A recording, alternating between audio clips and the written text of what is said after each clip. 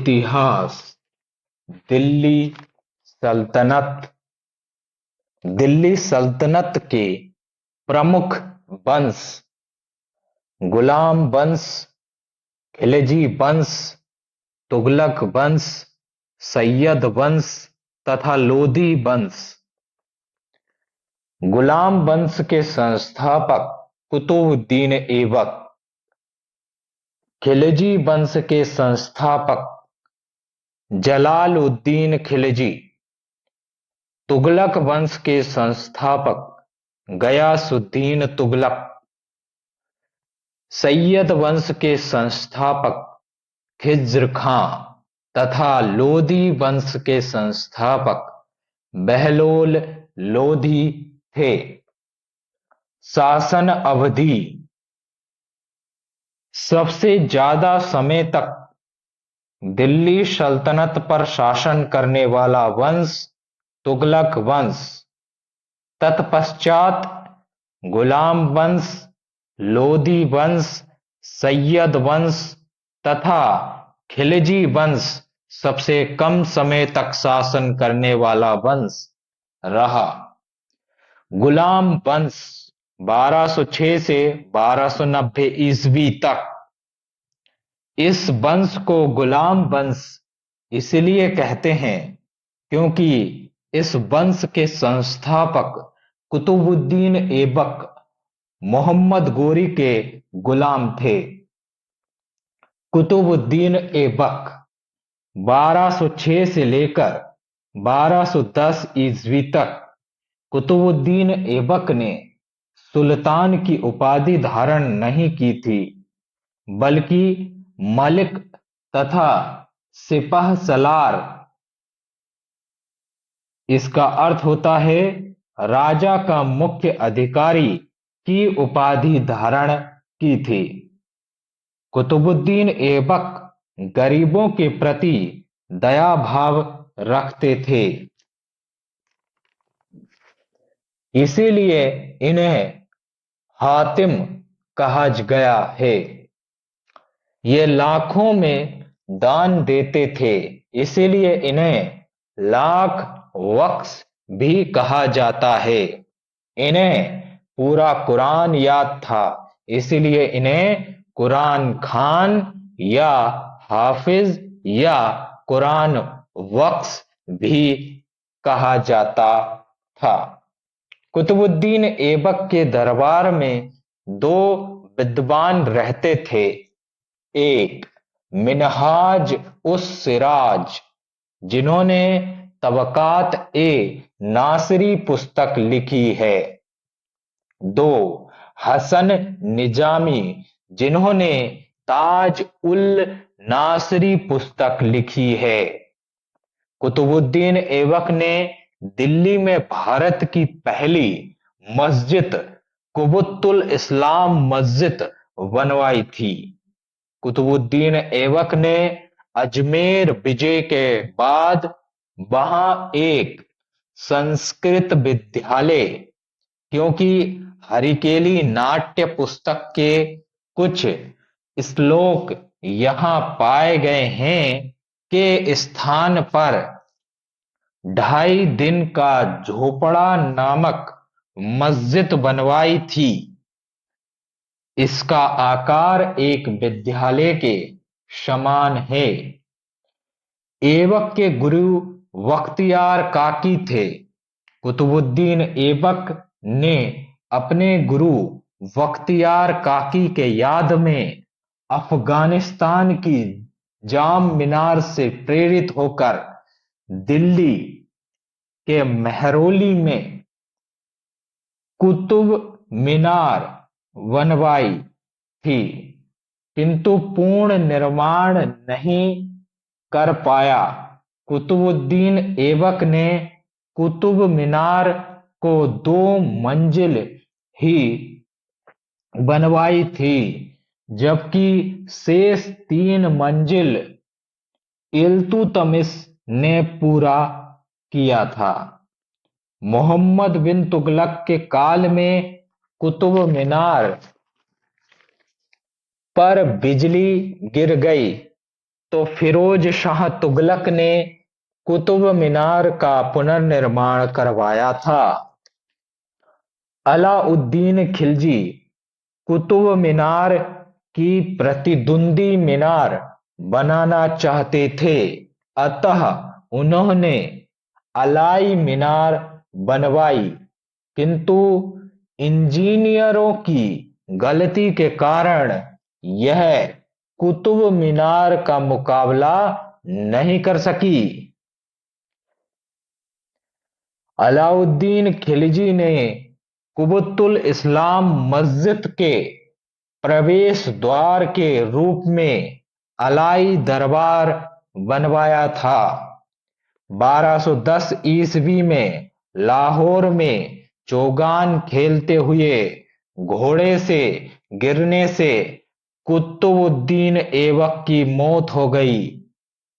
कुतुबुद्दीन ऐबक का मकबरा उसकी राजधानी लाहौर में है।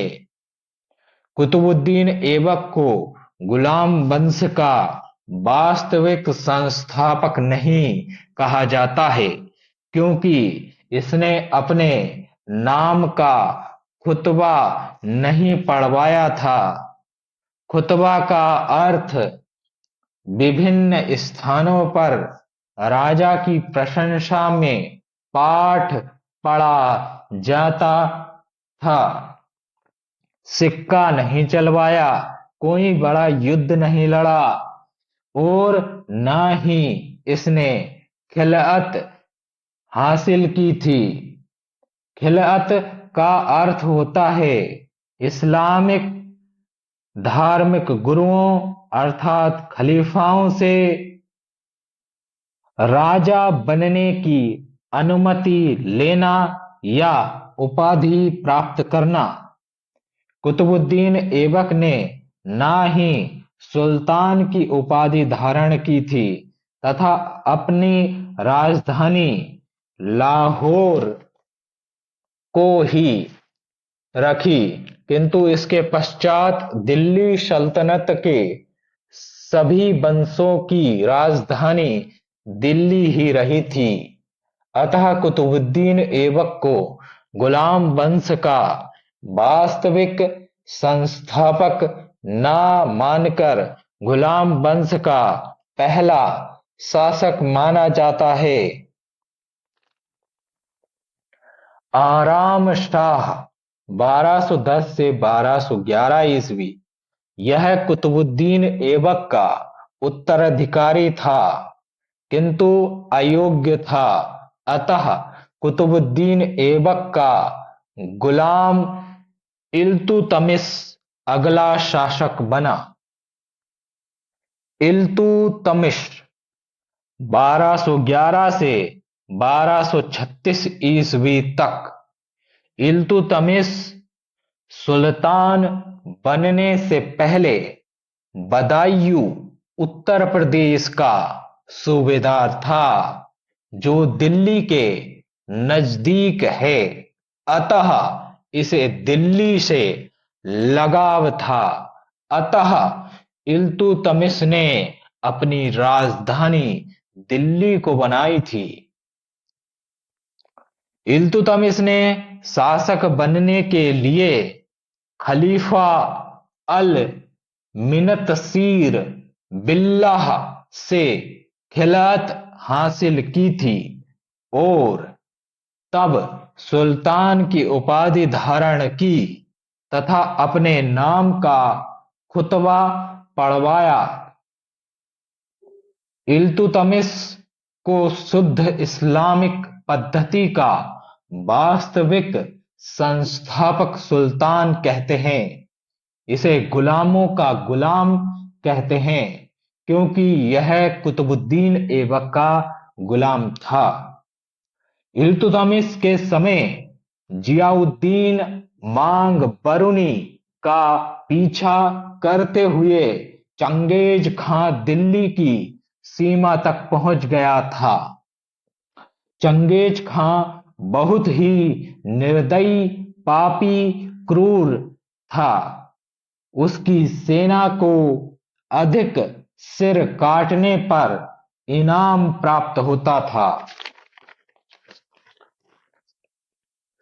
अतः इल्तुतमिश ने चंगेज खां से शत्रुता किए बिना जियाउद्दीन मांग बरनी को शरण नहीं दी। इल्तुतमिश ने मुद्रा के रूप में चांदी का टंका व तांबे का जीतल प्रारंभ किया था। इल्तुतमिश ने 1215 ईस्वी के तराइन के तृतीय युद्ध में याल्दोज को पराजित किया था। इल्तुतमिश ने न्याय मांगने हेतु मस्जिद के समक्ष लाल वस्त्र पहनकर खड़े होने की परंपरा चलवाई थी। इल्तुतमिश ने 40 तुर्क सरदारों का एक सलाहकार परिषद दल बनाया जिसे तुर्काय चेलन गाम या चालीसा दल कहते हैं। इल्तुतमिश ने वेतन के बदले भूमि देने की प्रथा जिसे इक्ता व्यवस्था कहते हैं चलवाई थी। इल्तुतमिश को गुंबद तथा मकबरा निर्माण का जनक कहते हैं। मकबरा का अर्थ इस्लाम धर्म में प्रसिद्ध व योग्य व्यक्तियों की कब्र पर भवन बनाया जाता है उसे ही मकबरा कहते हैं। इल्तुतमिश ने अपने पुत्र नसीरुद्दीन महमूद का मकबरा सुल्तानगढ़ी में बनवाया। यह शुद्ध इस्लामिक पद्धति पर बना भारत का पहला मकबरा था। 1236 ईस्वी में इल्तुतमिश की मृत्यु हो गई। इल्तुतमिश ने अपने जीवन काल में ही रजिया सुल्तान को उत्तराधिकारी नियुक्त कर दिया था, किंतु इल्तुतमिश की मृत्यु के बाद चालीसा ने रजिया को शासक न बनाकर रुकुद्दीन को शासक बना दिया। अतः रजिया सुल्तान ने न्याय हेतु लाल वस्त्र पहनकर शुक्रवार के दिन जुम्मा के दिन मस्जिद के समक्ष खड़ी हो गई और जनता के हस्तक्षेप के बाद वह शासिका बनी। रजिया सुल्तान 1236 से 1240 ईस्वी तक यह दिल्ली सल्तनत की पहली महिला शासिका थी। रजिया सुल्तान पुरुषों के भांति वस्त्र धारण करती थी। उनके वस्त्र को तोप वस्त्र कहा जाता था। तलवार रखती थी तथा दरबार आयोजित करती थी। रजिया का कहना था कि राजा एक पद का नाम है, किंतु रजिया को 40 तुर्क सरदार पसंद नहीं करते थे। दिल्ली के एक इक्तादार मलिक याकूत के साथ रजिया के बहुत घनिष्ठ संबंध थे। तवर हिंद अर्थात पंजाब के इक्तादार मलिक अल-तुनिया ने रजिया सुल्तान की अधीनता मानने से इनकार कर दिया, जिस कारण रजिया ने उस पर आक्रमण कर दिया, किंतु युद्ध में खुद को हारते देख रजिया ने अल-तुनिया से विवाह कर लिया और जब दोनों दिल्ली जा रहे थे तो रास्ते में कैथल हरियाणा में डाकुओं ने रजिया बा अल्तुनिया को मार डाला और दिल्ली में 40 तुर्क सरदारों ने मलिक याकूत की भी हत्या कर दी। रजिया एक असफल शासिका साबित हुई और इसका प्रमुख कारण उसका महिला होना था। इतिहासकार कहते हैं कि अगर रजिया महिला ना होती तो उसका नाम भारत के महान शासकों में होता।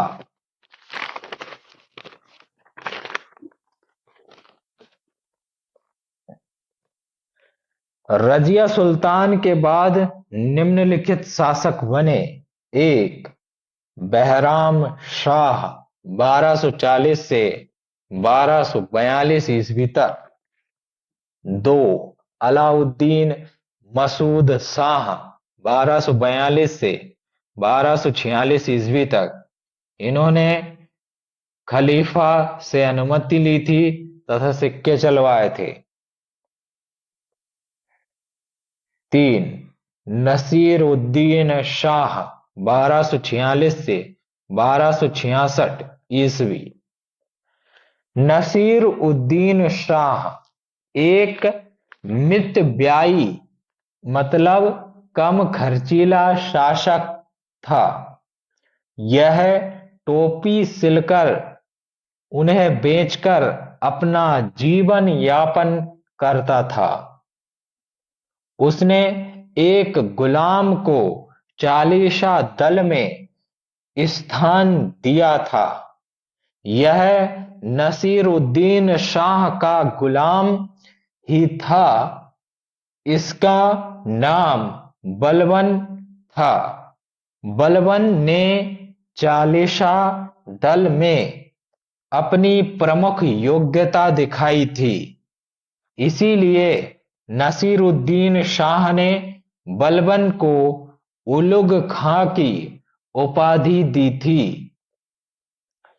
नसीरुद्दीन शाह की मृत्यु के पश्चात बलबन शासक बन गया।